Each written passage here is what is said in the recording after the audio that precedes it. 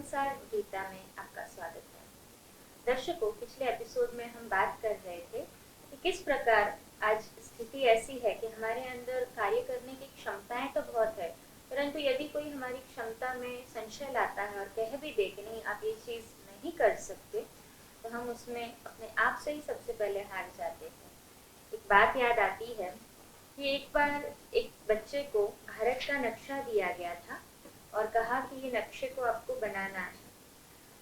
तो बच्चे ने पीछे देखा और कुछ ही समय में वो भारत का नक्शा बना के दे दिया। तो उसके पिताजी को बड़ा आश्चर्य हुआ कि इसे इतना भारत का नक्शा एक्यूरेसी के साथ कैसे बना दिया। उस बच्चे ने पिताजी से कहा, पिताजी इसके पीछे देखो, एक व्यक्ति का चित्र है। मैं वो चित्र को देखकर, उस व्यक्ति के चित्र को देखकर मैंने वो नक्शे को ज्वाइन कर दिया और पीछे नक्शा भी बन गया व्यक्ति के साथ में। कुछ ऐसी स्थिति हमारे साथ है। आज हम लोगों की बुराइयां या अवगुण ही देख रहे हैं, इसलिए दूरियां होती जा रही है। परंतु यदि हम लोगों की अच्छाइयां या सद्गुण देखेंगे तो नजदीकियां भी आ सकती है और हम जीवन में यशस्वी एवं सफल भी हो सकते हैं। आज ऐसे ही कुछ प्रश्नों के साथ हमारे साथ फिर से उपस्थित है ब्रह्मा कुमारी शिवमणि बहन। बहन जी, आपका स्वागत है। नमस्कार। ओम शांति। कहा जाता है कि जीवन एक संग्राम है और इस संग्राम में हर परिस्थिति से हमें गुजरना है। मान लीजिए हम कोई कार्य कर रहे हैं, तो उसमें या तो हम वो कार्य पूर्ण रूप से कर सकेंगे या नहीं कर सकेंगे। जैसे गीता में भी देखा जाए तो अर्जुन के लिए युद्ध करना तो एक कार्य ही था, और इस युद्ध में या तो उसकी जय होगी या पराजय होगी। जय होगी तो निंदा होगी, पराजय होगी तो स्तुति होगी। जय होगी तो उसे सुख भी मिलेगा, परंतु पराजय हुई तो दुख भी मिलेगा। तो जीवन इस संग्राम में अलग अलग वस्तु स्थितियों से, अलग अलग दिशाओं से हमें जाना पड़ता है, गुजरना पड़ता है। उतार चढ़ाव ये जीवन का एक पार्ट एंड पार्सल बन गया है। तो इस उतार चढ़ाव में, इस जीवन के उलाढाल में हम समान स्थिति में कैसे रह सकते हैं? अभी हमें भगवान सुंदर रूप से ये बात स्पष्ट कर चुके हैं कि हमें कोई भी परिस्थिति में पीछे नहीं हटना चाहिए। कभी कभी भय के कारण भी हम पीछे हट जाते हैं, या कभी कभी कोई परिस्थिति आती है तो उसका सामना करने का सामर्थ्य होते हुए भी हम पीछे हट जाते हैं। जब पीछे हटेंगे तो लोग अंत तक हमारी निंदा करते ही रहेंगे। अगर हम एक बार आगे बढ़ जाएंगे तो लोग अंत तक हमारी महिमा करेंगे। तो हमें जब महिमा योग्य बनने की क्षमता है तो जरूर हमें वो काम करके दिखाना चाहिए। लेकिन जब व्यक्ति काम करने के लिए निकलता है, कुछ नया करने के लिए निकलता है, तो उसके मन में वास्तविक सफलता क्या है वो मालूम होना चाहिए। वास्तविक रूप में सफलता माना आज इंसान समझता है कि मैं कुछ हासिल कर लूंगा तो वही सफलता है। लेकिन वास्तविक सफलता के बारे में गीता में भगवान सुंदर रूप से समझाते हैं। गीता के दूसरे अध्याय के 38वें श्लोक में परमात्मा कहते हैं, सुख दुखे समे कृत्वा लाभा लाभौ जया जयो ततो युद्धाय युजस्व नैवं पापम अवाप्स्यसि। अर्थात जय पराजय और लाभ हानि और सुख दुख इस सभी को समान समझकर बाद में तू युद्ध कर। वही बात आती है कि जय पराजय समान तो हो ही नहीं सकती। जय माना हमारी जीत हो रही है, हम विजयी हो रहे हैं, उसमें सक्सेसफुल है। पराजय माना उसमें हम सक्सेसफुल नहीं हो पाए, हार चुके हैं। तो जब जय होगी तो खुशी होगी, सुख होगा, लाभ होगा, और अगर पराजय होती है तो दुख होगा और हानि भी होगी। लेकिन ये जो जय और पराजय, हानि और लाभ, सुख और दुख, जो व्यक्ति इसको समान समझता है जीवन में, वही वास्तविक युद्ध में जीत सकता है।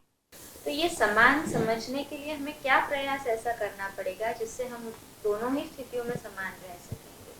यहाँ पर लोग क्या करते हैं, सच्ची सफलता जिसकी परिभाषा ही है हर स्थिति में हमारा, हर परिस्थिति में हमारा स्थिति एक रस हो, इसी को ही वास्तविक सफलता कहा जाता है।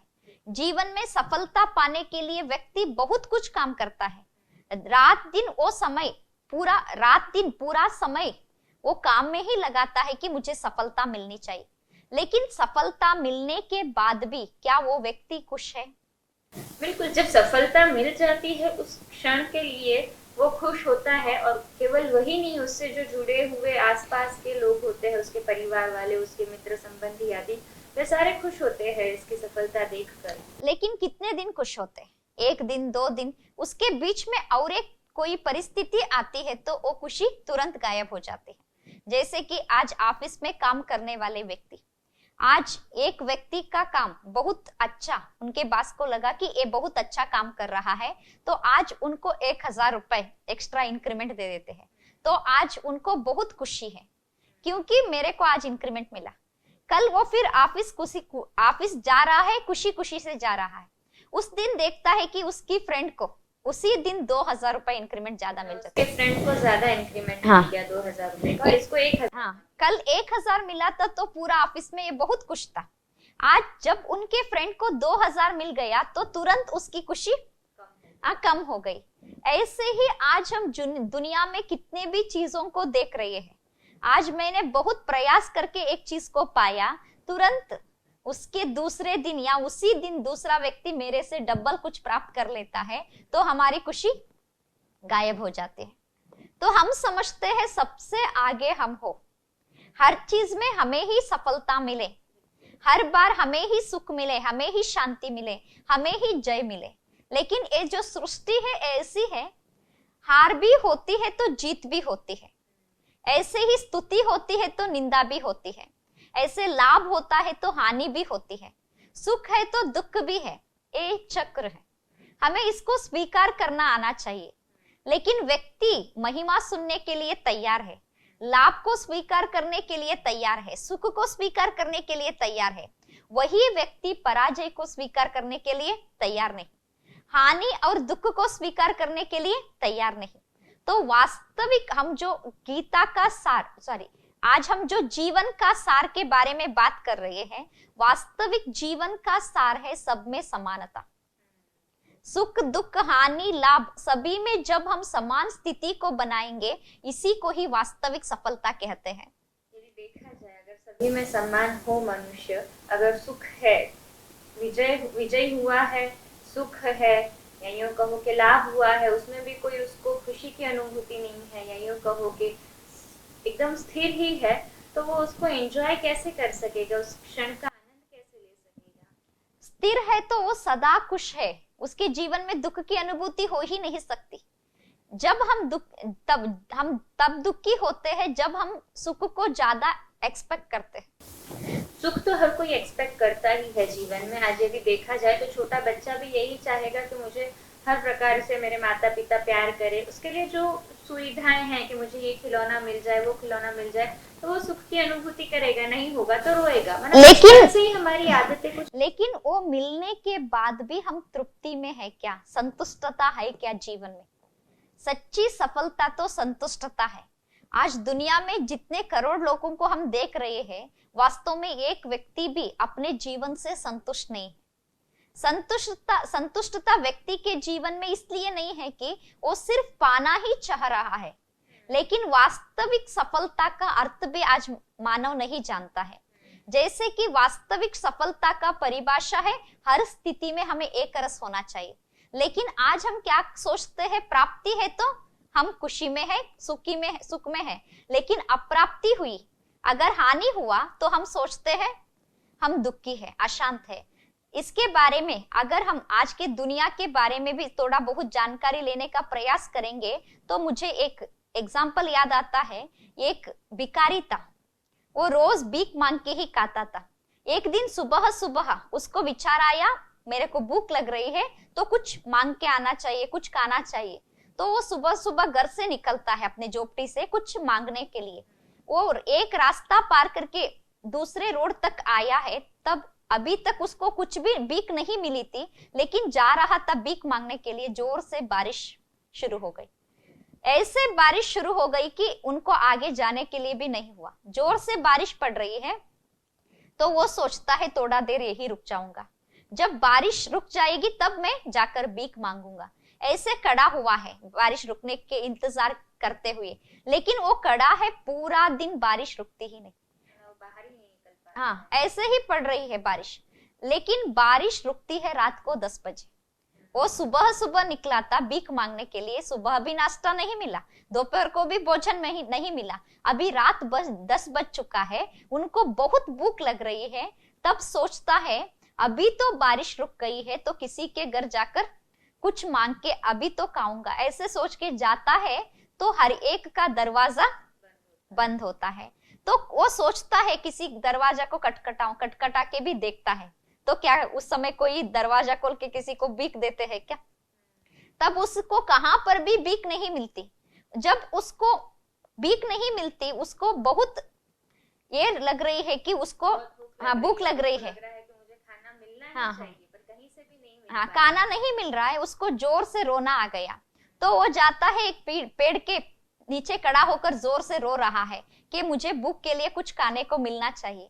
उस समय उस रास्ते से कुछ फरिश्ते जा रहे थे, तो वो फरिश्ते देख रहे हैं एक भिखारी रो रहा है। तो फरिश्ते उनको बोलते हैं अभी आप वापस अपने घर जाओ, आपको खाने के लिए जो चीज चाहिए वो मिल जाएगा। तो वो भिखारी वापस अपना झोपड़ी के पास आता है, तो झोपड़ी को देखता है, वहां झोपड़ी है ही नहीं, वहां पर एक सुंदर महल है। तो उसके अंदर जाता है तो घर में सभी सुख की व्यवस्था है, कोई कमी नहीं।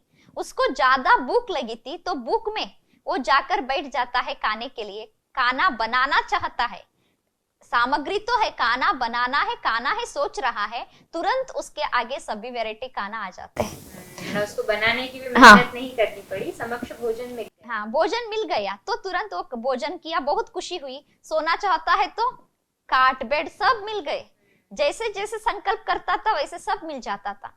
तो वो आराम से रहने लगा। 1 दिन 2 दिन 15 दिन आराम से खा रहा है, पी रहा है, सो रहा है। 15 दिन के बाद वो सोचता है कितना दिन ऐसे ही बैठ के खाता रहूं। तो उनको ख्याल आता है कि मुझे काम करना चाहिए।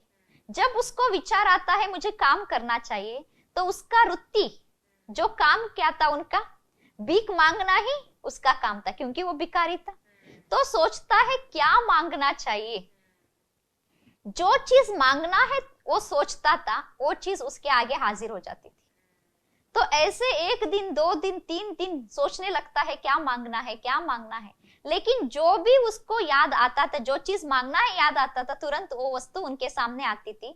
तो एक 15 दिन ऐसे ही सोचते सोचते उसकी चिंता इतनी बढ़ जाती है कि मुझे क्या काम करना चाहिए, मेरे लिए काम ही नहीं है, तो क्या काम करना है, क्या काम करना है, क्या मांगना है। इस चिंता में भोजन है लेकिन खाने को नहीं हो रहा है। दूसरों के लिए भी तो मांग सकता था ना, अभी उसके पास तो सब कुछ आ गया है कि मेरे आस पड़ोस वाले को मिल जाए, किसी और को संबंधी को मिल जाए। अगर वो दूसरों के लिए मांगता तो उसको चिंता भी करने की जरूरत। लेकिन उसको विचार आ रहा है कि मुझे और कुछ मांगना चाहिए। उसी विचार में उसका नींद भी फिट गया। वो रात दिन यही चिंता में इतना व्यस्त हो गया कि उनका मन फिर से पूरा अशांत, दुख की अनुभूति होने लगी। तो फिर वो एक दिन रात ऐसे ही रोते हुए उसी पेड़ के नीचे जाकर खड़ा हो जाता है। जब वो पेड़ के नीचे जाकर खड़ा होकर रो रहा है, उस समय में भी वही फरिश्ते उस रास्ते से जा रहे थे। तो वो फरिश्ते उस भिखारी को देखकर जोर से हंसने लगते और हंसते हुए ये बात बोलते हैं, उस दिन एक भिखारी रो रहा था, आज एक राजा भी रो रहा है। अर्थात इसका मतलब हम अगर आज के दुनिया के साथ भी अप्लाई करेंगे तो आज दुनिया में जिनके पास सब कुछ है वो भी दुखी है, और जिनके पास कुछ भी नहीं है वो भी दुखी है। हम सोचते हैं हमें सफलता अर्थात ये मिलना चाहिए, ये मिलना चाहिए, ये मिलेंगे तो हम सुख शांति से रहेंगे। वास्तव में कितना भी चीज हम हासिल कर ले, लेकिन आज कोई व्यक्ति सुख शांति से नहीं है। तो सच्ची सफलता का अर्थ इसीलिए भगवान कहते हैं सुख दुख के समय कृत्वा लाभा लाभो जया जयो। अर्थात जो व्यक्ति जय पराजय, हानि लाभ, सुख दुख उसको समान समझता है, वास्तव में जीवन में वही सुखी है। बिल्कुल, बहुत अच्छा। आज हमने काफी सारी चीजें जानी और सार रूप में कहे तो ये कहा जा सकता है कि मनुष्य अपनी आवश्यकताओं को तो पूर्ण कर सकता है परंतु इच्छाओं को पूर्ण नहीं कर सकता। आपने जो संक्षिप्त में हमें मार्गदर्शन दिया उसके लिए आपका बहुत धन्यवाद है। नमस्ते। ओम शांति। दर्शकों, हमने जाना कि जीवन में काफी सारी चीजें हम पाना चाहते हैं और जरूरी नहीं कि हर कोई चीज हमें मिलेगी ही और वही समय पर मिलेगी। परंतु यदि हमारे पास संतुष्टता आ जाए तो वो सुख दुख, निंदा स्तुति, मान अपमान इतना हमें प्रभावित नहीं करेगा और उन सारी स्थितियों में भी हम समान रह सकेंगे। ये समानता बहुत ही आवश्यक है क्योंकि हम आगे का कार्य भी अपना उसी फोर्स के साथ में, उसी जोश के साथ में, उसी उमंग उत्साह के साथ में कर सके। नहीं तो अगर ऊपर नीचे की परिस्थितियों में हम अपनी स्थिति को भी ऊपर नीचे कर देते हैं तो हम वो कार्य पूरी निष्ठा के साथ में नहीं कर सकते। इसी बात के साथ आज के लिए हम यहीं पर रुकते हैं। मैं डॉक्टर डोनिका रूपारेल आपका धन्यवाद करती हूँ। नमस्ते, ओम शांति।